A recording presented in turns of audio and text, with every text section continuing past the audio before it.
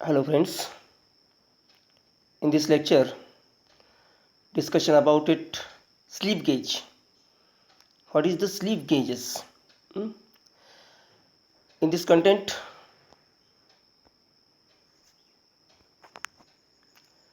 introduction to sleep gauge, use of sleep gauge, grades of sleep gauges, ringing of sleep gauge, process of ringing, problems on sleep gauge. Next slide. First, introduction to sleep gauges.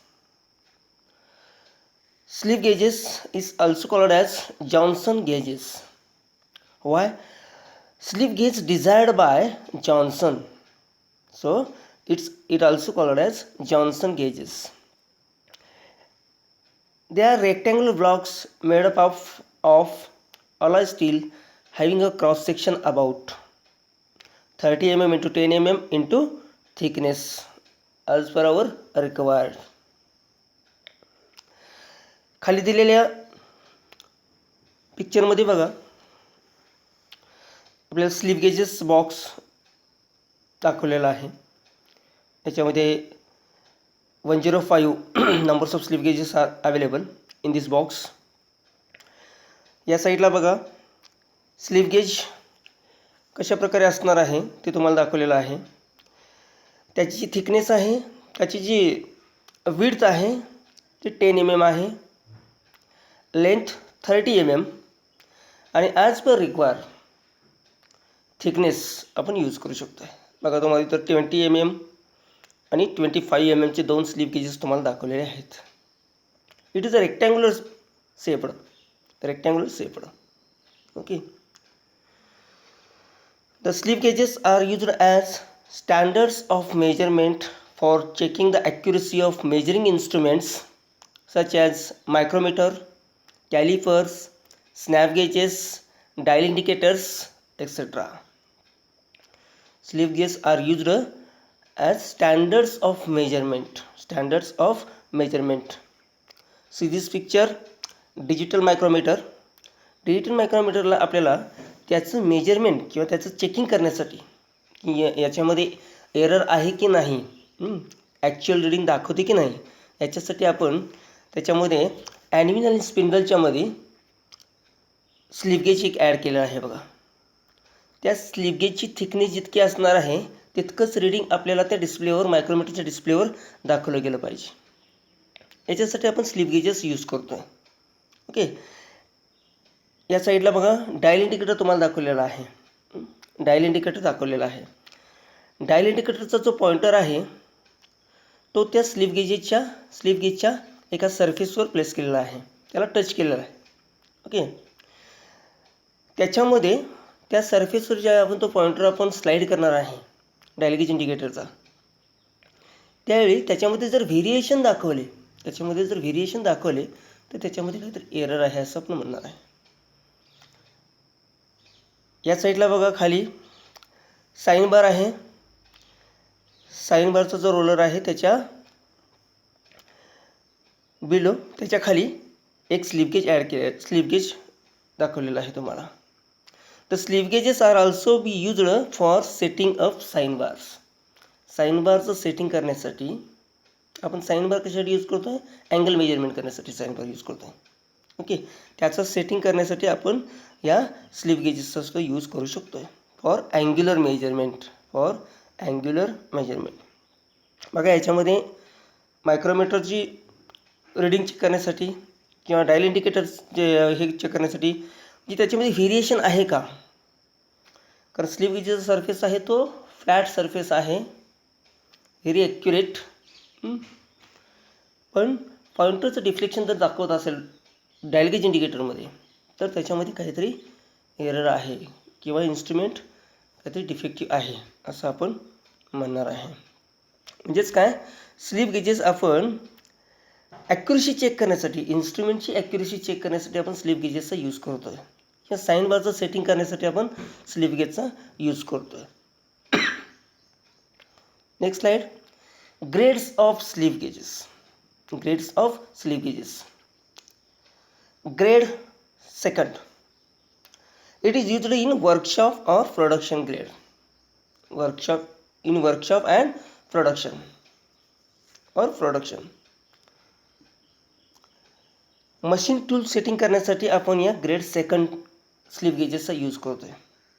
म्हणजेच काय, डावीकडून पहिला picture आहे बघा, त्याच्यामध्ये तुम्हाला cutter एक दाखवलेला आहे. 2 कटर आहेत, ते आर्बर त्याच्यामध्ये इन्सर्ट केलेलं आहे. त्या दोन्ही कटरमधलं जे डिस्टन्स आहे ते प्रॉपर मेंटेन करण्यासाठी याच्यामध्ये स्लिप गेज यूज केलेला आहे. दोन्ही कटरच्या मध्ये जे डिस्टन्स आहे ते त्याच्यामध्ये ॲक्युरसी आणण्यासाठी, म्हणजे प्रॉपर ते डिस्टन्स मिळवण्यासाठी त्याच्यामध्ये स्लिप गेज ॲड केलेला आहे. आणि त्याच्या थ्रू आपण ते कटरचं सेटिंग करणार आहे. म्हणजे सेटिंग ऑफ मशीन टूल्स याच्यासाठी ग्रेड सेकंडचा यूज करतो आहे आपण in workshop. Grade first used in tool room for more precise work such as setting up sign bars, checking snap gauges, etc. आता ग्रेड फर्स्टचा यूज काय करतो आहे, टूल रूम, जिथं टूलची accuracy major केली जाते, किंवा इन्स्पेक्शन रूम आहे, तिथं ग्रेड फर्स्ट जे आहेत स्लिप गेजेस ते यूज केले जातात. सेकंड पिक्चरमध्ये तुम्हाला दाखवलं आहे बघा, त्याच्यामध्ये एक ग्राइंडिंग व्हील आहे. ग्राइंडिंग व्हीलचं सेटिंग करण्यासाठी त्याच्या खाली त्याची हाईट मेंटेन करण्यासाठी तिथं स्लिप गेज यूज केलेला आहे. इकडं बघा स्नॅप गेज तुम्हाला दाखवलेला आहे, ॲडजस्टेबल स्नॅप गेज. थर्ड पिक्चरमध्ये ॲडजस्टेबल स्नॅप गेजमध्ये त्याला 2 बटन आहेत बघा, 2 बटन आहेत. त्याच्यामध्ये जे डिस्टन्स आहे, आपण एखादा ऑब्जेक्ट चेक करायचा असेल आणि त्याचं जेवढं डिस्टन्स आपल्याला रिक्वायर्ड आहे ते डिस्टन्स मेंटेन करण्यासाठी आपण या जे 2 बटन आहेत त्याच्यामध्ये स्नॅप गेजमध्ये आपण स्लिप गेज ॲड करणार आहे. आणि फर्स्ट त्याला सेट करणार आहे. स्क्रूच्या जे स्क्रू आहेत ते लूज करून, त्याला लूज केल्यानंतर परत त्याच्यामध्ये स्लिप गेजेस ॲड करून ते बटन आहेत ते प्रॉपर डिस्टन्सला आपण परत त्याला फिट करणार आहे, टाईट करणार नाही. त्यानंतर मग स्क्रू टाईट करणार आहे. आणि त्यानंतर मग आपण काय करणार आहे, एखाद्या जॉबचं पर्टिक्युलर डिस्टन्स आपण मेजर करणार आहे. Grade first used in tool room, grade second used in workshop और production. Okay. Next, grade 0 inspection grade. Grade 0 is inspection grade. It is inspection grade and is used for machine shop inspection.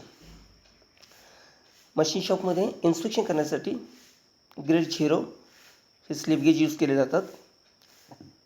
Grade 00 reference grade used for highest precision work such as measuring grade first and second. This is kept in standard room. Grade 00, it is a reference grade. Okay. Particularly measure grade first and grade second.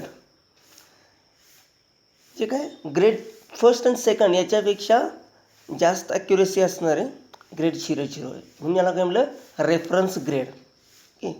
त्याच्यासाठी standard रूममध्ये ते use केलं जात आहे. Last, calibration grade. This is a special grade and it is also used to measure other grades. आता calibration grade जे आहेत, it is use for calibration of the instrument or other slip gauges, other grades of slip gauge. इतर grades जे आहेत, inspection grade, reference grade, grade first, grade second, याला calibrate करण्यासाठी हे calibration ग्रेडवाले slip gauges आपण use करतो. Okay. Next, ringing of slip gauge. Bringing म्हणजे काय? रिंगिंग म्हणजेच काय, आपण जितके स्लीप गेजेस एकमेकावर ॲड करणार आहे, अटॅच करणार आहे, ती जी प्रोसेस आहे अटॅचमेंटची त्याला आपण रिंगिंग म्हणतो आहे. त्याच्यामध्ये ते एकमेकाला चिकटण्यासाठी आपण त्याला काय फ्युइकॉल लावत नाही किंवा गम लावत नाही, काही लावत नाही. विदाऊट फ्युइकॉल ते काय होतं, एकमेकाला काय होतं, चिकटतं आहे. ओके, म्हणजेच wringing of slip gauge. Principle of wringing is that when two clean and very accurately flat surfaces slide together under pressure, they adhere firmly with each other. When two clean and very accurately flat surfaces slide together under pressure, they adhere firmly with each other. म्हणजे ज्याच्यामध्ये काय होतं, sleep गेजेसला काय करणार आहे आपण, pressure देऊन त्याला काय करणार, एकमेकाला अटॅचमेंट त्याची करणार आहे. Okay, that is wringing. आणि त्याचा सरफेस कसा असला पाहिजे, क्लीन असला पाहिजे. Okay, it is believed that the phenomenon of wringing is due to molecular attraction. It is the molecular attraction in between two flat surfaces. Molecular attraction होतं आहे, तिथले जे डस्ट मॉइश्चर पार्टिकल्स जे आहेत ते काय होणार, ते रिमूव्ह होणार आहेत. अंडर प्रेशर आपण त्याला काय करणार आहे, एकमेकावर स्लाईड करणार आहे आणि त्याचं रिंगिंग करणार आहे. Molecular attraction between the matting surfaces and the liquid film and partly bye atmospheric pressure. Next, process of ringing. 4 steps in ringing process of slip gauges. First is slide. Slide करायचं आहे एकमेकावर. 2 slip gauges आहेत ते एकमेकावर काय करायचे आहेत, oscillate करायचे आहेत, एकमेकावर oscillate करायचे आहेत अंडर द ॲटमॉस्फिरिक प्रेशर. यावेळी काय होणार आहे, त्याच्यामध्ये जी लिक्विड फिल्म आहे ती काय करणार आहे, त्या दोन्ही स्लीप गेजेसला अडेरिंग करणार आहे. त्याचं अडेरिंग मीन्स त्याला चिपकण्यासाठी मदत करणार आहे. लिक्विड फिल्म बाजूला जाऊन काय होणार आहे, ते एकमेकाला मोलिक्युलर अट्रॅक्शन होऊन ते काय होणार, चिकटणार आहे. नेक्स्ट स्टेप, फर्स्ट काय केलं आपण, स्लाईड केलं, एकमेकावर स्लाईड केलं. त्यानंतर जी स्टेप आहे त्याला काय करणार आहे, आपण फिरवणार आहे आणि ते परपेंडिक्युलर टू इच अदर या कंडिशनला आपण आणणार आहे. Perpendicular to each other, 2 slip gauges जे आहेत ते एकमेकाला परपेंडिक्युलर असणार आहेत. Third, twisting movement, then twist. And fourth is aligned in between 2 flat surfaces, aligning. Okay, आणि याला आपण काय म्हणतोय, wringing process of slip gauges. Gauges are rung together by hand through combined sliding and twisting motions. This is the ringing of slip gauges. आता आपण बघतोय sleep gauges आहेत. त्याच्या बॉक्समध्ये जितके नंबर्स असतील तितके त्याचं नॉमेनक्लेचर केलेलं आहे. 45 numbers in slip gauge box. So M45 आपण त्याला काय म्हणतोय, say M45. 87 numbers of slip gauges in the box. So says M87, M05, M112. अशा प्रकारचे स्लीप गेजेस आहेत. ओके, याच्यामध्ये बघा अरेंज. आता स्लीप गेजमध्ये काय काय असणार आहे, arrange in mm, steps in mm, and number of pieces. That is the total number of slip gauges are 45 numbers. First range 1.001 to 1.009.